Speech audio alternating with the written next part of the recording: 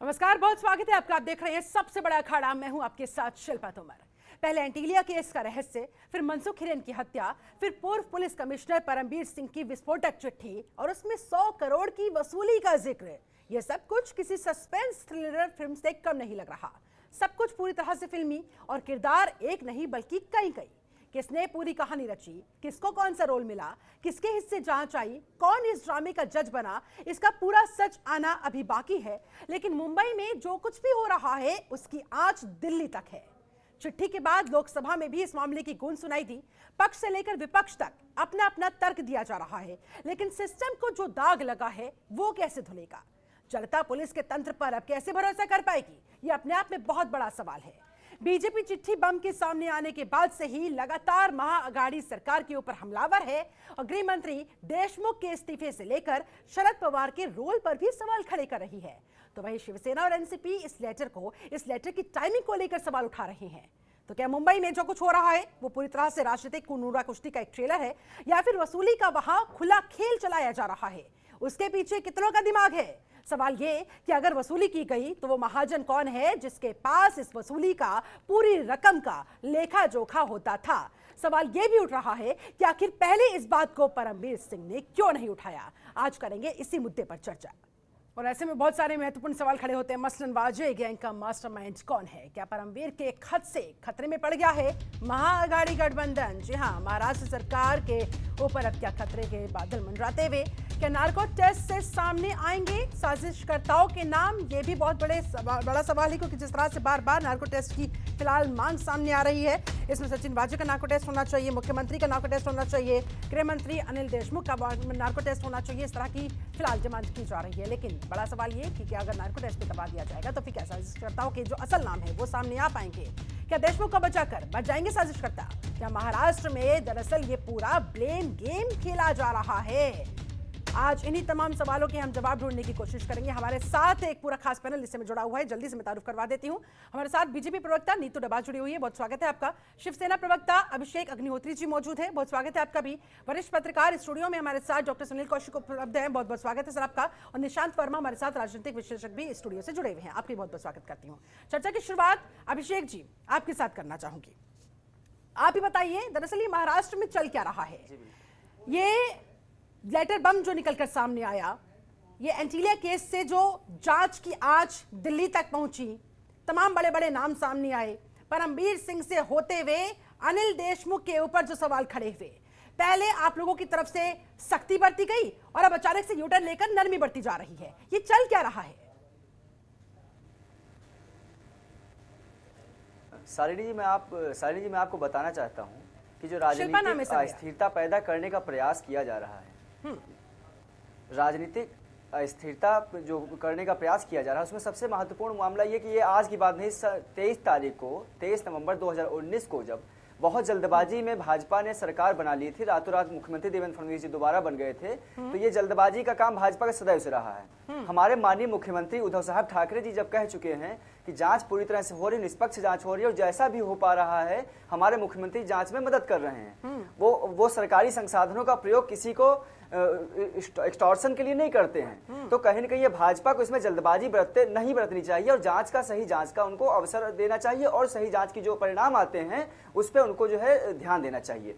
जल्दबाजी में मुख्यमंत्री बने, उसके बाद जल्दबादी हर एक मामले, चाहे सुशांत सिंह राजपूत। बीजेपी की साजिश आप इसे करार देना चाहते हैं वहां पर आपकी सरकार को अस्थिर करने के लिए? मेरा कहने का आशय ये है कि लेकिन हर एक मुद्दे को राजनीतिक हवा देना भी कहीं न कहीं जायज नहीं ठहरता है। हर एक मुद्दे को राजनीतिक हवा देकर, वो चाहे सुशांत सिंह राजपूत का मामला हो, बिहार में चुनाव को लेते हुए उन्होंने जिस तरह से मामले को तोल दिया, सुशांत सिंह राजपूत की जो है मृत्यु को भी उन्होंने कैश कराने का प्रयास किया चुनाव के अंतर्गत, वो एकदम सही नहीं है। भाजपा को किसी प्रकार की जल्दबाजी नहीं करनी चाहिए। जब हमारे माननीय उद्धव साहब बार बार इस बात के लिए कह रहे हैं कि हम जांच में निष्पक्ष भाव से समर्थन करेंगे, जो भी जांच में चीजें सामने आती हैं, जो भी दोषी पाए जाएंगे उनको सजा दी जाएगी। ये बताइए, 100 करोड़ की वसूली का जिक्र आखिरकार चिट्ठी में बिना किसी बुनियाद के कैसे किया जा सकता है?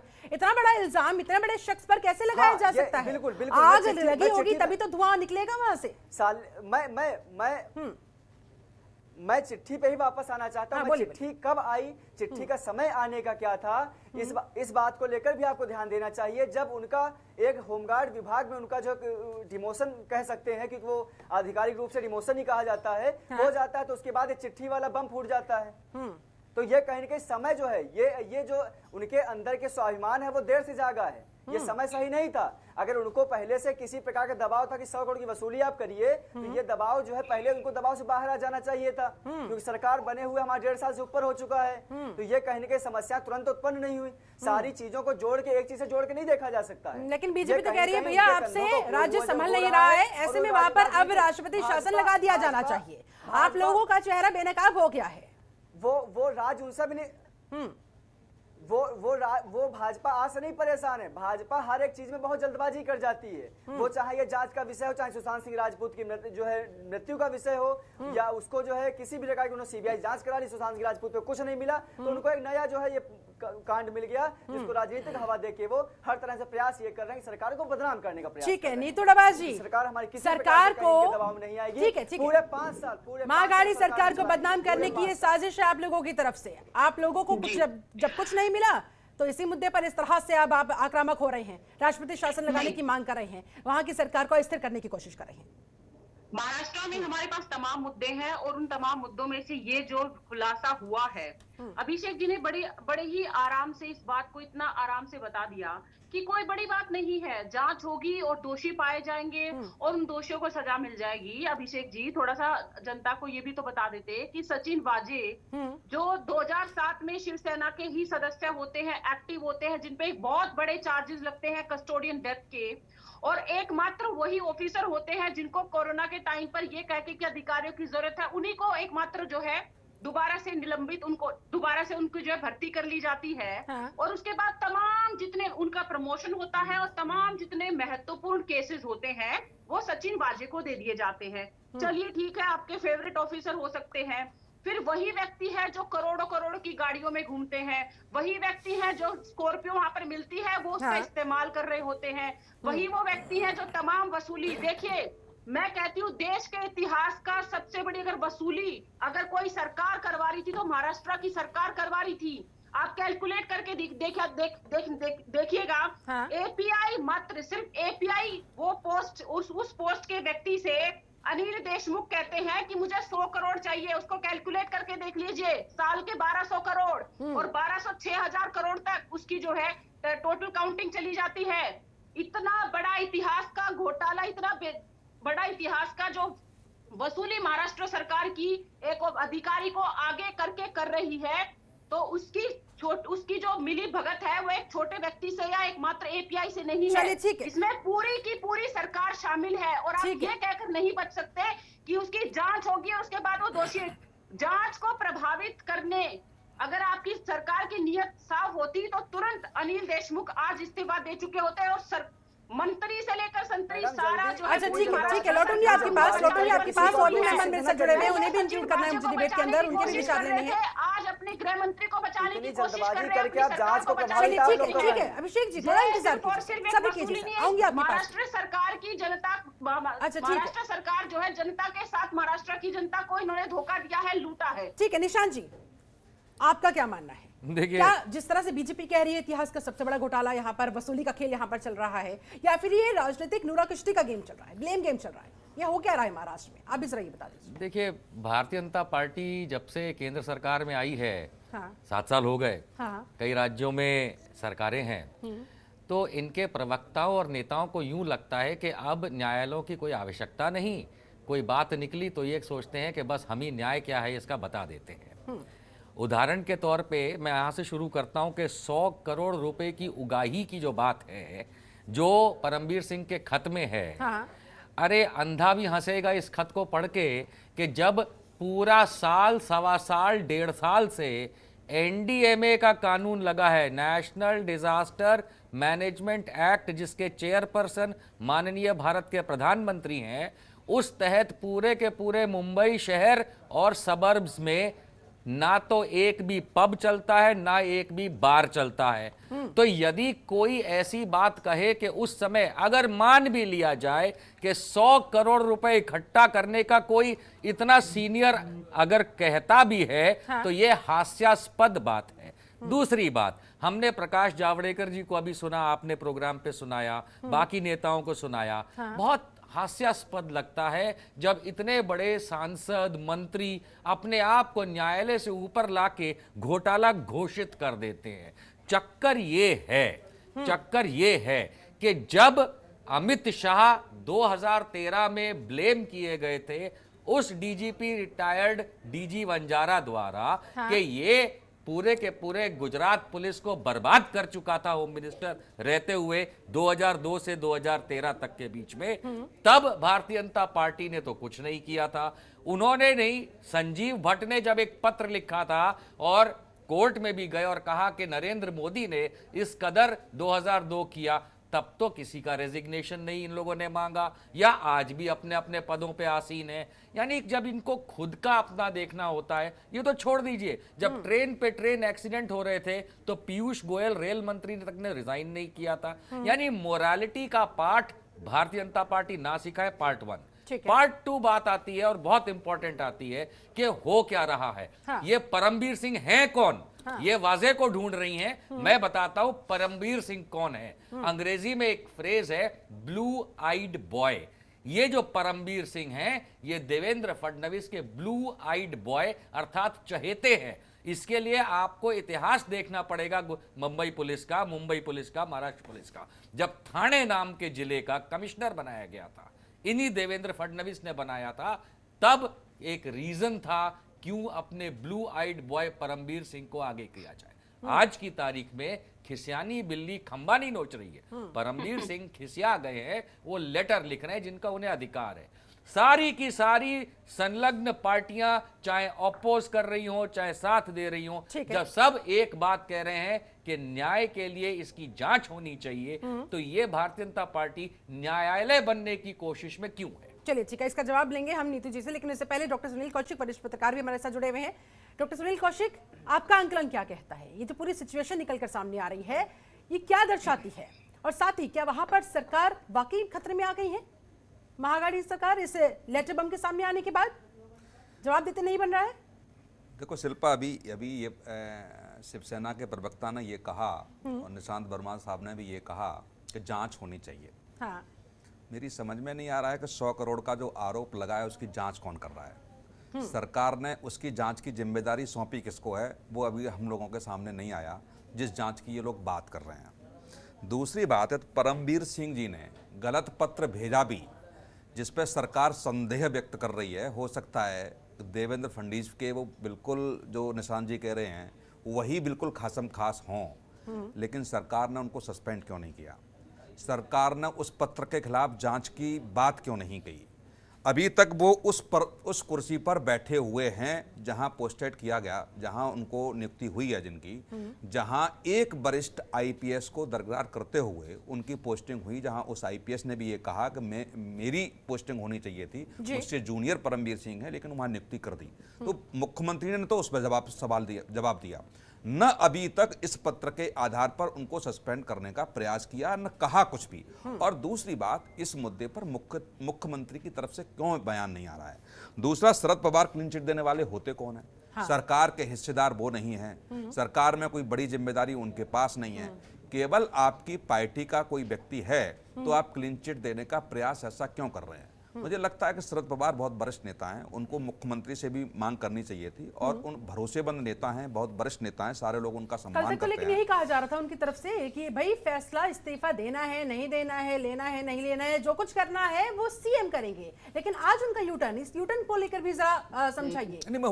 प्रेस कॉन्फ्रेंस करके, क्या चीजें अंदर बदल, प्रेस कॉन्फ्रेंस करके गृह मंत्री को डिफाइन करना और ये दिखाना कि वो वहां भर्ती थे, उसके बाद कैसे मीटिंग हो सकती है, ठीक है, उन्होंने अपना पक्ष रखा होगा। लेकिन मुझे लगता है कि 24 घंटे से ज्यादा इस मामले को हो गए। कम से कम मुख्यमंत्री को एक वरिष्ठ आईएएस अधिकारियों की या रिटायर्ड किसी जज आली निशान जी। की अध्यक्षता में एक कमेटी बनानी चाहिए जिस पर सारे लोगों को भरोसा हो। मुझे लगता है कि बीजेपी के पास फिर कोई सवाल ही नहीं होगा। बीजेपी जो राजनीति कर रही है वो राजनीति नहीं कर पाएगी, लेकिन बीजेपी या राजनीति कर रही है उसका मौका आप स्वयं दे रहे हैं। यदि ऐसा कुछ व्यवस्था है वहां पर, परमवीर को सबसे पहले हटाइए। सस्पेंड करने का अधिकार तो मुख्यमंत्री का है, जिसने सरकार की किरकिरी कर दी, जिसने सरकार के खिलाफ बोला, जिस व्यक्ति ने गृह मंत्री के खिलाफ पत्र लिखा, उसको आप अभी भी बनाए रखे हुए हैं। इसका मतलब कहीं न कहीं सवाल सरकार, पुलिस तंत्र पर कलंक ये बात कही जा रही है। और जो सवाल हमने भी उठाया कि अब आखिरकार अगर पुलिस ही वसूली के खेल में संलिप्त नजर आएगी तो फिर आम जनता कैसे विश्वास कर पाएगी? और जो तमाम सवाल कौशिक साहब ने उठाए हैं, क्या जवाब हो सकता है? वसूली और कौशिक साहब ने जो दो बातें कही उस पर मैं आना चाहता हूँ। डॉक्टर कौशिक ने बिल्कुल अच्छी बात रखी कि क्यों इस पे जवाब नहीं हो रहा, क्यों इस पे एक्शन नहीं हो रहा, क्यों उसे सस्पेंड नहीं किया गया। मैं जानता हूं कि कौशिक साहब बहुत विस्तार से बताइएगा कि अगर इतनी बड़ी गलती की थी, जैसे कि शुरुआती तौर पर कहा गया था बहुत बड़ी गलती हुई है, अगर इतनी बड़ी गलती थी तो फिर तबादला क्यों, सीधा सस्पेंड क्यों नहीं किया गया? देखिए वही चीज मैं अंडरस्टैंड कराने की अपनी तरफ से कोशिश करना चाहूंगा कि कॉग्निजेंस लेना एक बात होती है, कॉग्निजेंस लिया गया, उनको वजह से नाम जुड़ रहा था, फौरन पद से हटाया गया, महत्वपूर्ण पद से ऐसे पद पे भेजा गया जो इतना महत्वपूर्ण नहीं है, ये डिफाइन हो चुका है पहले से। जब आप कह रहे हैं कि उन्हें सस्पेंड क्यों नहीं गया, कॉग्निजेंस लिया गया, न्याय का उसका आउटकम नहीं हो गया है। अगर ये पाया जाएगा कि वो उस लायक नहीं है उस पद के लिए भी, तो नौकरी से निकाला जाएगा, जैसे संजीव भट्ट के साथ हुआ था। ये सरकारें हैं, एक पत्र, इस पत्र को लेकर के ये जो नैरेटिव देश में हो रहा है ये भी नहीं होना चाहिए। एक पत्र को लेकर क्या सोचते हैं सरकारें बस इन्हीं के पीछे चलेंगी। भाजपा ने कहीं से एक स्टेटमेंट दे दिया, पूरा देश छोड़ करके उनके पीछे चलेगा। ये भाजपा सोच सकती है, देश नहीं सोचता कि मोदी जी जाके कुछ बोल देंगे अब पूरा देश वही विलाप करता रहेगा या राग गाता रहेगा। नो, ऐसा नहीं होगा। एक पत्र आया है, सवाल तो ये उठना चाहिए और नीतू डबास जी को देना चाहिए कि अगर ये इतना कॉन्फिडेंशियल पत्र था between a senior police officer and the CM, तो ये भारतीय जनता पार्टी के पास कैसे पहुंचा? क्या शिवसेना ने आपको दिया, क्या परमवीर ने आपको दिया, या आपने लिखवाया था जो उनके पास पहुंचा? ये इस पे डिबेट होने के बजाय परमवीर को निलंबित क्यों नहीं किया गया, ये नहीं होना चाहिए।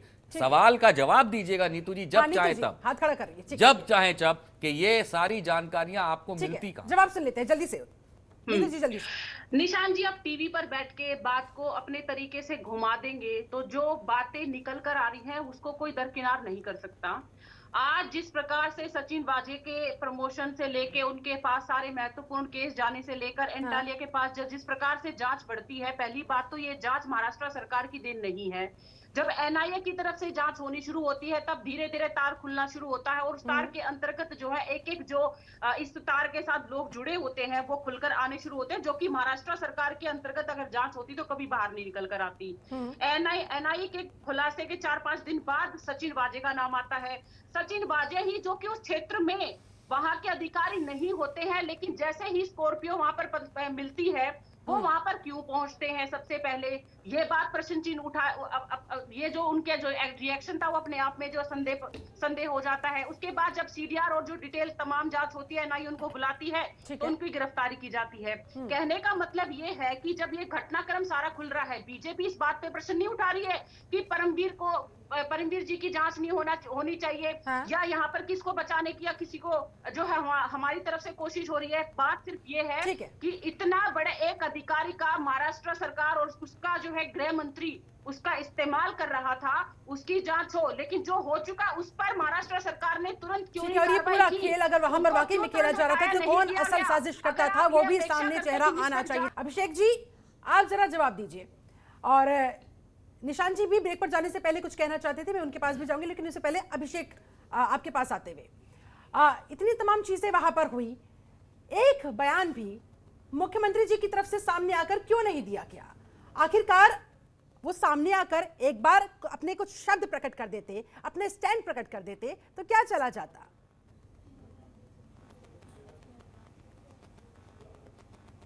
दरअसल साली जी, मैं आपको बताना चाहता हूं कि हमारे मुख्यमंत्री जी का जो व्यक्तित्व है उससे लगभग सभी परिचित होंगे जितने हमारे पे यहाँ पे पैनल पे बैठे साथीगण हैं। दरअसल वजह क्या है कि हम लोग करने पे भरोसा रखते हैं, ज़्यादा बोलने भरोसा नहीं रखते हैं। उन्होंने डे 1 से इस बात के लिए कहा कि जो भी घटनाएं हुई हैं वो दुखद हैं, जो कि हमारी मुंबई की पुलिस स्कॉटलैंड जैसे देश से जिसकी तुलना होती थी उसको हौसला तोड़ने के लिए कुछ लोग काम कर रहे हैं।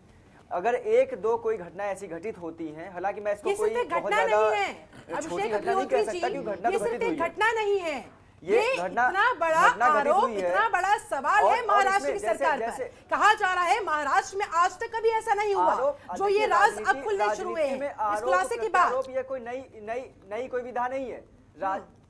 राजनीति में आरोप और प्रत्यारोप का सिलसिला आज से नहीं चल रहा है, लंबे समय चलता चला रहा है। लेकिन समस्या इस बात की कि भाजपा की जहां सरकार नहीं बन पाती है, आरोप प्रत्यारोप का सिलसिला वहां ज्यादा बढ़ जाता है।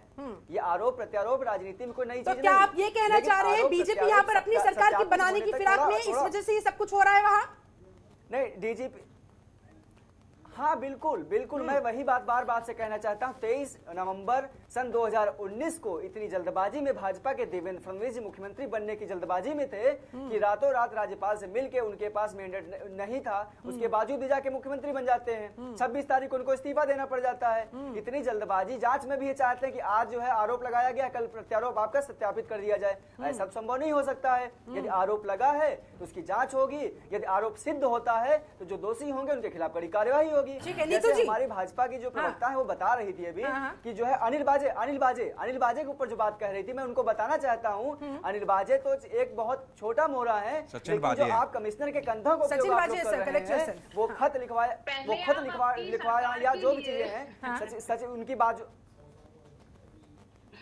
आपकी महाराष्ट्र सरकार का इतना इनका सिद्धांत क्या है ना, जो व्यक्ति इनकी पार्टी का नहीं है वो राष्ट्रवादी नहीं होता। जो व्यक्ति इनके साथ दल में शामिल नहीं है वो राष्ट्रवादी विचारधारा उसकी नहीं होती है। तो ये जो विचारधारा जो नेशनल जो आइडियोलॉजी को सेट करते हैं आप लोग, इसको छोड़ दीजिए। अब दरअसल जो दल अच्छा ठीक है नीतू जी जवाब देंगे। नीतू जी आरोप है पहले आप सरकार नहीं बना पाए, अब आप दिन रात सोते जागते उठते बैठते बस वहां पर सरकार बनाने के ख्वाब देखते हैं और उसके लिए हर संभव तरीके से जो कुछ बन पड़ता है वो आप लोगों की तरफ से किया जा रहा है, इंक्लूडिंग दिस आल्सो। सरकार नहीं, वहां राजनीतिक अस्थिरता पैदा करते हैं। ठीक है राजनीतिक स्थिरता जानबूझकर पैदा करते हुए अपनी फिराक में आप लोग लगे रहते हैं और वहां पर दरअसल कुछ हो ही नहीं रहा, कोई खेल नहीं खेला जा रहा, सब कुछ वहां चीजें नॉर्मलाइज है, सब कुछ आप लोगों की तरफ से खड़ा कर दिया क्या है? जवाब दीजिए। जी अभिषेक जी, आपके गृह मंत्री के लिए इतना महत्वपूर्ण व्यक्ति है सचिन वाजे जी, उनका नाम एक तो आप सही से बोलिए, पहली बात। और दूसरी बात, आपने ये बताया कि महाराष्ट्र सरकार में हम इस तरह से बिखरे हुए हैं कि हमें सरकार की जरूरत है या ऐसी है। इस देश की जनता ने भारतीय जनता पार्टी को लगातार मौका अवसर दिया है और 7 साल से सरकार चला रहे हैं और अन्य राज्यों में भी जो है बहुमत के साथ सरकार चल रही है। लेकिन एक अच्छे विपक्ष और मजबूत विपक्ष की भूमिका का निर्वहन भी हमारी जिम्मेदारी है। अगर सरकार की कोई कमी है तो उसको उजागर करना, उसको उठाना। और सचिन वाजे की जो नियुक्ति दोबारा से सरकार में, ये लग रहा है आपको तो हाथों में जैकपॉट लग गया, जिनके इसलिए इतनी जल्दबाजी, इसलिए इतने ताले नजर आ रहे हैं, कहीं ये जैकपॉट हाथ से निकल ना जाए। चिन्ह ये उठा था विधानसभा में ये पहले ही कि सचिन वाजे को ही नियुक्त क्यों किया गया, जिनपे इतने गंभीर आरोप थे, कस्टडी में डेथ। और आपने मनसुख हिरेन की मौत की जब अभी कुछ दिन पहले जब प्रेस कॉन्फ्रेंस करके बताया गया है पुलिस के द्वारा, तो उसमें उनकी वाइफ के द्वारा एफआईआर में सचिन वाजे का नाम लिखवाया गया है। तो ये अपने आप में प्रश्न खड़ा करता है महाराष्ट्र सरकार की नीयत पर कि वो किस प्रकार से खड़े होकर विधानसभा में उन्होंने सचिन वाजे को बचाया। उसके बाद शरद पवार जी आते हैं, वो बचाने की कोशिश करते हैं जबकि वो सरकार में नहीं है। उसके बाद उनके बाद सारी तमाम जो बातें हो रही हैं या जिस प्रकार के घटनाक्रम का खुलासा हो रहा है, महाराष्ट्र सरकार बिना ये कहे कि भाई हम जांच करेंगे या पूरी तरह से जो लोग इसके लिए दोषी हैं नार्को टेस्ट करवाएंगे और जो जिम्मेदार है उनको इस्तीफा देना चाहिए। आज की तारीख में अगर अनिल देशमुख अपने आप को एकदम साफ मानते हैं तो उनको तुरंत इस्तीफा देकर जांच में सहयोग करना चाहिए, बजाय इसके कि सरकार आके अपने आप को डिफेंड करे और सरकार आके यहाँ पर अलग अलग बातें जोड़कर कहानी बनाना शुरू करे। तो सवाल ये उठता है, मैं परमवीर जी द्वारा जो आरोप लगाए गए हैं इसकी बात करें सुप्रीम कोर्ट में, इससे पहले अलीगढ़ आपको जवाब देना चाह रहे हैं। तथ्य है पूरा देश देख चुका है। और वहाँ पर जहाँ सचिन वाजे की भूमिका पूरी शिल्पा तरह जी, से आपके संदिग्ध माध्यम से है मैं नीतू जी से और कहना NIA चाहता वहाँ पर हूँ। जांच करने में जुटी हुई है। नीतू जी सुन लीजिए, एक जिम्मेदार ठीक है। सरकार के नाते इनका ये दायित्व बनता था कि तुरंत इस्तीफा देते और सरकार जो है सहयोग में आगे ठीक है, ऐसा क्यों नहीं किया गया? जिम्मेदारी अपनी क्यों नहीं निभाई गई? एक ऐसा संदेश नीतू जी थोड़ा होमवर्क नीतू जी थोड़ा होमवर्क आप अन्य जहाँ पे आपकी पार्टी सत्ता में है वहां पे कर लीजिए। आप थोड़ा होमवर्क आप वहां भी किया करिए। अलीगढ़ में एसएसपी ने रंगदारी मांगता है, एक खनन व्यक्ति जो जिसका ठेका पट्टी हुआ था उसे वो रंगदारी मांगता है, उसके बाद कुछ दिन बाद वो लाइव करता है, उसके बाद जान चली जाती है उसकी। तो इस आधार पे यहाँ इस्तीफा तो माननीय योगी आदित्यनाथ जी को भी देना चाहिए था। अच्छा है ना, तो आप लोग क्या है ना, जहाँ सत्ता आपकी होती वहाँ राजनीतिक हवा कहीं नहीं मार पाती है।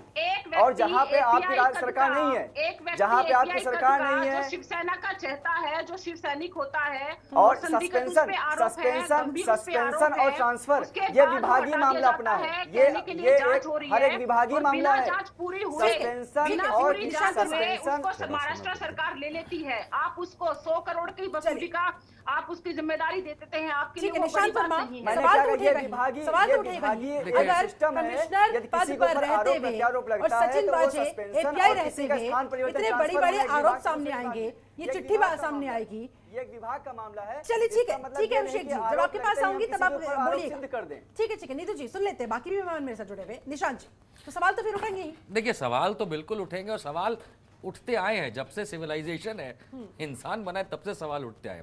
लेकिन मजाकिया कहां पे हो जाता है? देखिए खासतौर पर सचिन मजाकिया जो कनेक्शन निकल कर सामने मैं आ रहा हूं, वही तो कह रहा हूं। 16 साल के निलंबन के बाद उन्हें रखना और उसके बाद उन्हें यूटिलाइज मैं वहीं से शुरू करना चाहता था। नीतू डबास जी ने बहुत अच्छी बात कही थी कि 2020 में जब उसको वापस रीइंस्टेट किया गया सचिन वाजे को, तो नीतू डबास जी को शायद जानकारी नहीं है भारतीय जनता पार्टी की प्रवक्ता होने के बावजूद कि खुद देवेंद्र फडणवीस एक्स सीएम महाराष्ट्र भाजपा वाले, उन्होंने ये कहा है कि 2018 में, ये उनका भी आरोप है कि 2018 में शिवसेना के कुछ लोगों ने उनसे कहा कि सचिन वाजे को वापस रख लिया जाए। वो रखना चाहते थे लेकिन क्योंकि मुंबई हाईकोर्ट में मामला था इसलिए रीइंस्टेट नहीं किया। अब इसका तो ये मतलब निकाला जाना चाहिए डबास जी कि आप भी रखना चाहते थे, लेकिन ये बहुत छोटी सी बात है। बड़ी बात ये निकल के आ रही है कि अभी भी इस प्रोग्राम में आधे घंटे से ऊपर हो गया और भारतीय जनता पार्टी एक ही बात कह रही है कि 100 करोड़ पर मंथ का घोटाला।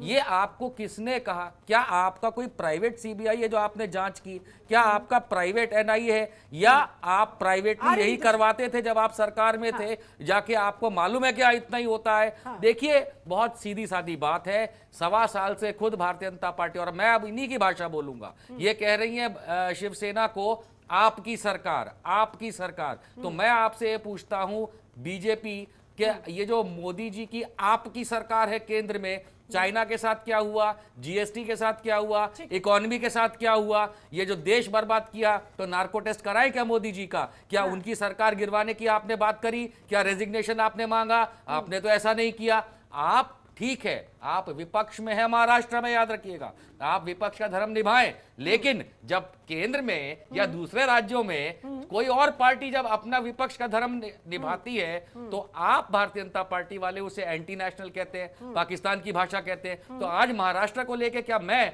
आपकी भाषा में आपको कहूं आप पाकिस्तानी भाषा बोल रही, क्या मैं कहूं कि आप एंटी नेशनल, एंटी महाराष्ट्र है? तो अब ये बताइए कि आज डॉक्टर सुनील कौशिक, ठीक है नीतू जी जल्दी से।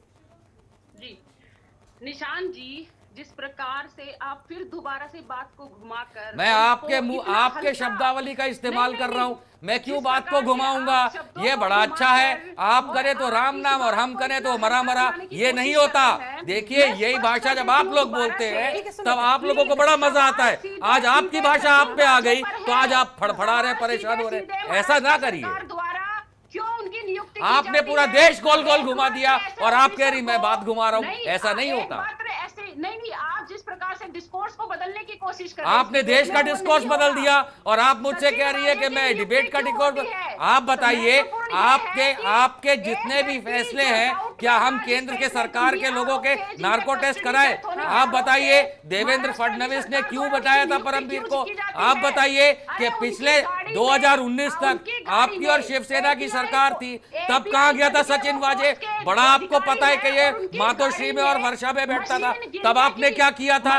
तब तो आप पैसा कमा रही थी। शायद ये 100 करोड़ की बात इसीलिए आई क्योंकि ये भारतीय जनता पार्टी फडणवीस जी के आदेश रहे होंगे कि महीने के 100 करोड़ लाओ, लेकिन अब कमा नहीं पा रहे हैं इसलिए परेशान है। और जहां तक परमवीर सिंह की बात है, इसका कनेक्शन वजह के साथ है, इसलिए ये भाग रहा है, ये भाग रहा है और आप इसको बचा रहे हैं। वही याद आता है, Bharatiya Janata party washing machine, जो भी क्राइम करना है करो, आओ हम धो देंगे। आप इस देश को नहीं धो पाएंगे, ये कुछ क्रिमिनल्स को धोते रहिए आप। ठीक है डॉक्टर सुनील कौशिक, यहाँ पर बात नहीं करेंगे और कुछ से कौन डिस्कोर्स किसे बदल धो जाएगा, रहा है? इसका कोई डिस्कोर्स नहीं बदल रहा है, आपने देश का डिस्कोर्स बदल दिया। मैं लाइन पे ला रहा हूँ कि किस प्रकार से महाराष्ट्र सरकार ने देश आपके कहने से नहीं चलता है, की कोशिश की है। देश आपके कहने से नहीं चलता है, देश अपने हिसाब से चलता है। आप सरकार है, जनता के नौकर हैं, उतने तक रहिए, बाप बनने की कोशिश ना करिए। शुरू कर देंगे और उससे बात बदल जाएगी, तो ऐसा नहीं होगा। ये तो आप लोग का काम है, हमारा काम नहीं है। अधिकारी को लगातार बचाने की कोशिश की है। इंतजार कर लेते हैं। नीतू जी निशांत जी यही तो कह रहे हैं ना कि आप लोग अभी से क्यों सर्टिफिकेट बांटते फिर रहे हैं? जांच होने दीजिए, उसके बाद दूध का पानी खुद ब खुद हो जाएगा। बिल्कुल, कल प्रकाश जावड़ेकर जी द्वारा यही बात कही गई है कि हम एनआई के द्वारा की जो जांच हो रही है, 100 करोड़ का जो आरोप है उसकी जांच का विषय, वो जांच का विषय और उसका जैसा भी निर्णय जो भी निकल कर आएगा वो बात की बात है। लेकिन आरोप ये बनता है, नहीं आरोप यहाँ पर ये बनता है, एक एपीआई के मात्र का अधिकारी उसी की उनका ही जो है दोबारा से नियुक्ति क्यों होती है, उन्हीं को सारे महत्वपूर्ण केस क्यों दिए जाते हैं? महाराष्ट्र सरकार की क्या ऐसी मजबूरी थी कि सचिन वाजे को दोबारा लाया जाता है? तो डीजी वंजारा को क्यों बिठा लिया था? डीजी वंजारा जिसने अमित शाह के खिलाफ इतना कहा, उसको गुजरात पुलिस में दोबारा क्यों रखा था आपने? वहां पर काम क्यों रखा था? चक्कर में डॉक्टर सुनील कौशिक, इस ब्लेम गेम के चक्कर में असली साजिशकर्ता क्या वाकई में अनिल देशमुख को यहाँ पे बचाने की कोशिश कर रहा है? मैं बिल्कुल स्पष्ट शब्दों में कहूँ कि ये लोकतंत्र का गला घोटने वाली बातें हैं। यदि कोई सत्ता में आया है तो सत्ता में रहते हुए उसकी जिम्मेदारी बनती है, तो वो इससे नहीं बच सकता कि आपने क्या किया था इसलिए हम कर रहे हैं। गुजरात में क्या हुआ था तब आपने सवाल नहीं उठाया, अब सवाल उठाने का आपको मौका नहीं मिलना चाहिए। हम कह रहे हैं जब जागे तभी सवेरा। या तो लोकतंत्र को मजबूत करना है, 15 साल पहले, 10 साल पहले या 5 साल पहले के लोकतंत्र को देखें और आज के लोकतंत्र को देखें। आज सोशल मीडिया का जमाना है, एक क्लिक से पूरे देश में बात फैलती है और इस सोशल मीडिया के माध्यम से वरिष्ठ नेताओं पर, जो देश को चला रहे हैं, उन पर एक दबाव बनता है कि लोकतंत्र को बचाए रखने के लिए उनकी भूमिका अहम होनी चाहिए। लेकिन अब इस बात को ये कहें कि आपने क्या नहीं किया या आपने ये किया था इसलिए अब ये हो रहा है, ये मुझे लगता है ये लोकतंत्र में जगह नहीं होनी चाहिए। निश्चित तौर से यदि उन्होंने गलत किया था उस समय और जनता ने माना तो उनको जरूर विपक्ष में बैठाया गया होगा। लेकिन जो भी गलती करेगा जनता सब समझती है और देखती है, वो बिल्कुल फिर विपक्ष में बैठ जाकर के बैठेगा। लेकिन मैं फिर कह रहा हूं कि 100 छोड़िए, उसको एनआईए जांच कर रही है, उसको मत छोड़िए। एटीएस महाराष्ट्र की जांच कर रही है, वो रिजल्ट क्या निकल के आएगा। लेकिन 100 करोड़ का जो आरोप पूर्व पुलिस कमिश्नर ने जो लगाया, जो चीजें निकल के आई, मुख्यमंत्री की जिम्मेदारी बनती ही थी कि तत्काल उनको निलंबित करके एक कमेटी बनती और वो कमेटी निर्णय करती, चाहे वो 15 दिन में उसकी जांच आए या 1 महीने में आए। दो समय खुलते मुख्यमंत्री महोदय के साहब 15 दिन में जांच आएगी, जो होगा वो कार्रवाई होगी। मुझे लगता है ये तो बड़ा खूबसूरती रहती, चाहे आप पीछे के पर्दे से उसको बचाइए, कोई दिक्कत नहीं है और ये होता भी है। लेकिन कम से कम लोगों के सामने आकर के ये बातें कही जा सकता था, कम से कम संदेश तो जाता जनता के बीच। देखिए मैं खास करके एक ही बात बार बार रिपीट हो रही है, आरोप वाली, वो तो हम डिस्कस कर भी चुके हैं और आगे भी करेंगे। मैं मेन कौशिक जी की एक बात पे कहना चाह रहा था कि जैसे वो कह रहे हैं कि भाई पहले लोकतंत्र का जो भी हो रहा था, अब जब जागो तब सवेरा। लेकिन ये जो सवाल करने की पद्धति है, ये तो मोदी जी ने सिखाई है। 70 साल में क्या हुआ, 70 साल में क्या हुआ, 70 साल में क्या हुआ। जब 70 साल में क्या हुआ करके वो इलेक्शन जीतते हैं, तो फिर भैया यहाँ पे सवाल तो किया जाएगा कि फडणवीस ने क्या किया, फडणवीस ने क्यों नहीं किया, फडणवीस ने कैसे किया। नीतू जी, आप लोकतंत्र में सवाल पूछने का अधिकार सिर्फ बीजेपी के पास नहीं है, अन्य दल भी तो बिल्कुल लोकतंत्र में सभी को प्रश्न चिन्ह, लेकिन जब डिबेट इस विषय पे हो तो उस विषय पे बात करिए। क्यों? आप ये बताइए कि महाराष्ट्र सरकार ने सचिन वाजे का नाम आने के बाद और ये तमाम जांच पड़ताल जो होनी चाहिए थी, क्यों नहीं वहां सरकार, महाराष्ट्र सरकार के द्वारा इनिशिएटिव ले लेता है? क्यों सिर्फ एनआईए की जांच के बाद खुलासे होते हैं? हाँ। आप विषय पर रहकर बात करिए, आप इधर उधर बात करेंगे तो जब डिबेट आप तो एनआईए को लेकर के ऐसे बात कर रही है जैसे आपने पुलवामा के आरोपी को फांसी लगवा दी हो, है ना? आप तो ऐसे बात कर रही है एनआईए को लेके। हमको एनआईए और सीबीआई का पता है पूरा इतिहास, कितना परसेंट स्ट्राइक रेट है सक्सेस का, सब मालूम है। आप तो ऐसे बात कर रही है कि एनआईए ने पुलवामा में मरे हमारे शहीद हुए जवानों को न्याय दिलवा दिया हो। हमें क्या नहीं पता कि आप लोग क्या करते हैं? ठीक है अभिषेक जी, बार बार जिस बात की बात कही जा रही है, अर्धसैनिक बलों की शांति को अभी तक, अरे पुलवामा एक मिनट साइड में रख दीजिए। आपके महाराष्ट्र में जो इस समय तांडव से छिड़ा हुआ है, ये जो सियासी भूचाल आया हुआ है, उस पर पहले आप जरा जवाब दीजिए। अभिषेक जी, अब तो कम से कम मुख्यमंत्री जी को सामने आकर एक अपना बयान दे देना चाहिए। शिल्पा जी, तांडव नहीं मचा है। क्या ये मैटर इस हद तक ऊपर नहीं जा चुका है? इतने बड़े बड़े लोगों का नाम सामने नहीं आया हुआ है। माफ कीजिएगा, मैं 10 सेकंड ले रहा हूं। माफ कीजिएगा, ये जो आपने कहा कि महाराष्ट्र में पत्र को लेकर तांडव मचा है, कतई नहीं मचा है। पिछले 1.5 साल से वहां पे डांस बार भी बंद है, सिर्फ नाच रहा है तो भारतीय जनता पार्टी का भूत नाच रहा है, क्योंकि इस पत्र में ना कोई सच्चाई है। बस इसको लेके मुद्दा बनाओ और असलियत से दूर भागो। अब आप बताइए कि हर जगह, उदाहरण के तौर पर नीतू जी बताएंगी कि जिन राज्यों में कोरोना को लेकर के ये लॉकडाउन कर रहे हैं, बंगाल में क्यों नहीं कर रहे? वहां तो रैलियां करते। ये झूठे लोग हैं, ये इतने झूठ बोलते हैं कि आज कुछ नहीं मिला तो एक पत्र को लेकर ड्रामा करते हैं। कोई तांडव नहीं है, ये भारतीय जनता पार्टी का खाली डिस्को डांस है। चिट्ठी के ऊपर कुछ कहना चाह रहे हैं, बोलिए सर। शिल्पा जी, मैं ये कह रहा हूँ कि सबसे प्रथम बात ये मैं आपके माध्यम से हमारे जो भाजपा के प्रवक्ता उनसे कहना चाहता हूँ, जो पत्र जिसको लेकर, जिसमें उस पत्र की इंक किसकी गई है, किस पार्टी ने इंक भरी उस पत्र को लिखने के लिए, सबसे पहले संदिग्धता का जांच का विषय तो वही बन जाता है। अभी जब उस पर जांच चल रही, दूसरी बात ये है कि आरोप राजनीतिक दरअसल समस्या क्या है, आप लोग खुद नहीं जानते कि हमें बात किस पे करनी है। आप लोग खुद नहीं जानते, और आपके प्रवक्ताओं को जितना पैनल है, आपके प्रवक्ताओं को जितने पैनल है, आप लोग करते एक विषय पे कभी बात नहीं करते हैं। आप लोग विषय से लिखने का प्रयास खुद करते हैं, दूसरों को भी करते हैं। और सचिन वाजे की बात करेंगे, हम परमवीर सिंह की भी बात करेंगे, हम बात इंडिया की भी करेंगे, हम बात पुलवामा अटैक की भी करेंगे। ठीक है सर, हम बात पुलवामा अटैक की भी करेंगे, पुलवामा अटैक की भी हम बात करेंगे। समय कम होता है, संसद सदों में का प्रयास मत करिए, हम बात सबकी करेंगे, हम बात सबकी करेंगे। मैम एक एक करके सर, बात हम सबकी करेंगे, बात हम निशान जी से सवाल पूछा है, एक बार वो अपने आप को कंप्लीट कर दें, उसके बाद फाइनल कमेंट साहब। देखिए, आपने जैसे कहा कि इस एक व्यक्ति का ही क्यों रीइंस्टेशन हुआ था, तो माफ कीजिएगा, ऐसे बहुत सारे पुलिस वालों को रीइंस्टेट किया गया था कोरोना को लेकर के, नंबर 1। नंबर 2, बहुत अच्छा कह रही है नीतू डबास जी, भारतीय जनता पार्टी प्रवक्ता, कि सचिन वाजे की बात करें तो मैडम ये वही सचिन वाजे है जो अपने इमीडिएट बॉस जेसीपी भामरे को बाईपास करके परमवीर सिंह को रिपोर्ट करता था। ये आपको नहीं पता था? तो ये परमवीर सिंह का जो कनेक्शन निकल रहा है सचिन वाजे, ये जानते, चाहे भाई एनआईए हो, सीबीआई हो या एटीएस हो। सुनिए ध्यान से, पहले सुनिए, आप जांच एजेंसी का रिस्पेक्ट करना सीखिए। आप अपना एनआईए और दूसरे का एटीएस ये मत करिए। अगर ये निकल के आया और उसकी वजह से परमवीर को हटाया तो आपको सम्मान करना चाहिए ऐसे निर्णय का, बजाय के इसमें राजनीति करनी चाहिए। और परमवीर को बचाने मत निकलिए, परमवीर को आप बहुत समय से बचा रही हैं, नहीं बचा पाएंगी, गड्ढे में आप फंसेंगे। चलिए ठीक है, मेरे पास समय की कमी है, सभी से एक एक करके जल्दी से फाइनल कमेंट, जल्दी से। अभिषेक जी, सबसे पहले आप बताएं, एंटीलिया केस से जिस मामले की शुरुआत हुई, ये आज जहां तक पहुंच चुका है, जितने बड़े बड़े लोगों तक इसकी आज पहुंच चुकी है, अब कितनी बड़ी चुनौती आपके सामने अपने आप को पाक साफ साबित करने की, जनता के बीच में एक बार फिर से विश्वास पैदा करने की, कि देखिए ये सब कुछ साजिश थी और असलियत ये है। वो असलियत कैसे सामने आ पाएगी, क्या लग रहा है आपको?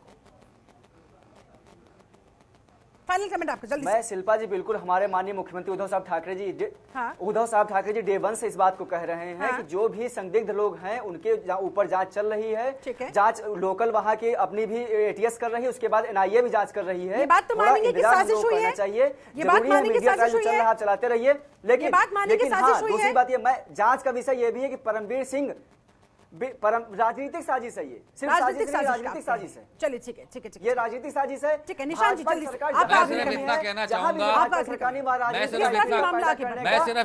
क्या असल साजिशकर्ताओं तक पहुंचा जा सकेगा? क्या ब्लेम गेम में उलझ कर रह जाएंगे सब लोग? देखिए 3 पॉइंट वाली चीज है, एंटीला के बाहर जो भी मिला, क्या सचिन वाजे इतना बेवकूफ था 60 एनकाउंटर का जिसपे श्रेय है और इतना पढ़ा लिखा आदमी है कि वो जेलेटिन स्टिक लेकर के वहां पे क्या कर रहा था, जिसकी जांच अभी तक ना एनआईए ने करी और ना बॉम्बे से कहीं निकल मुंबई से आ रहा। दूसरी बात, राजनीतिक तूल देने का किसी मुद्दे को मतलब यही होता है कि भारतीय जनता पार्टी हो या कोई भी पार्टी हो, वो असलियत से दूर भागना चाहती, दबाना चाहती। तीसरी बात, एनआईए हो, सीबीआई हो, सीआईडी हो, एटीएस हो, मुंबई पुलिस हो, हर एक को, हर पार्टी को रिस्पेक्ट करना चाहिए। ऐसा नहीं होता कि फडणवीस जब थी तो मुंबई पुलिस अच्छी थी फडणवीस सरकार में, अभी कोई और है तो वो खराब हो गई। इस राजनीतिक द्वेष को अपने से दूर रखा जाए और संस्थाओं का सम्मान किया जाए। ये तो फौज तक इस तरह जाके बात करते हैं कि पहले क्या हुआ था, देखो अब हो रहा है। इस चीज से दूर आपका फाइनल कमेंट जल्दी से मैम। पहले तो निशान जी बहुत कुछ होता था। पहले तो जब आर्मी को ही परमिशन मांगती थी, जब ये दोबारा मत बोलिएगा, इसका मतलब है कि आप देश विरोधी, आर्मी विरोधी बात कर रही है। आर्मी इंडिपेंडेंट होती है, आर्मी के बारे में आप ऐसा शब्द बोलेंगे, इसीलिए हम कहते हैं कि असली पाकिस्तानी भाजपा वाले, असली पाकिस्तानी भाजपा वाले, इसीलिए हम कहते हैं आर्मी के खिलाफ मुंह खोलने से पहले सोच लीजिएगा। आप फौज के खिलाफ मुंह नहीं खोलेंगी, नहीं खोलेंगी आप फौज के खिलाफ। शर्म आनी चाहिए, पहले सरकार से परमिशन वगैरह गलत बातें मत करिए फौज के बारे में। मेरे पास समय बस इतना ही था। बहुत बहुत शुक्रिया आप सारे मेहमानों का मेरे साथ इस खास चर्चा में जुड़ने के लिए, समय निकालने के लिए बहुत बहुत शुक्रिया। तो कुल मिलाकर सवाल अभी भी वही बरकरार है, महाराष्ट्र में हो क्या रहा है। हालांकि जांच पड़ताल तेजी के साथ आगे बढ़ रही है, आए दिन कोई ना कोई नया खुलासा हो रहा है, तमाम नए नए नाम सामने आ रहे हैं। अब ऐसे में देखने वाली बात होगी कि जांच की आंच जैसे जैसे अन्य तमाम लोगों तक पहुंचेगी, कैसे आखिरकार परत दर परत सच्चाई सामने आती रहेगी। कौन सच बोल रहा है, कौन झूठ बोल रहा है, इसका पता लगाने के लिए नार्को टेस्ट की मांग भी की जा रही है। लेकिन नार्को टेस्ट से किस हद तक सच सामने आ पाएगा, असल साजिश करता, चाहे वो राजनीतिक साजिश हो या फिर पुलिस की कोई साजिश हो, जो भी कोई साजिश करता हो, वो कब तक सामने आएगा, कैसे उसका चेहरा बेनकाब होगा, फिलहाल तो करना होगा जांच का इंतजार। उसी के बाद तस्वीर स्पष्ट हो पाएगी, दूध का दूध पानी का पानी हो पाएगा। चलिए, फिलहाल हमारी नजर लगातार बरकरार रहेगी, पल पल की अपडेट्स हम आप तक पहुंचाते रहेंगे। इस मामले से जुड़े हुए फिलहाल मेरे साथ इस खास चर्चा में जुड़ने के लिए आप सभी का बहुत शुक्रिया। आप बने रहे जनतंत्र टीवी के साथ। नमस्कार। खबरों के निष्पक्ष विश्लेषण के लिए सब्सक्राइब करें Jantantra TV and press the bell icon. Never miss any update.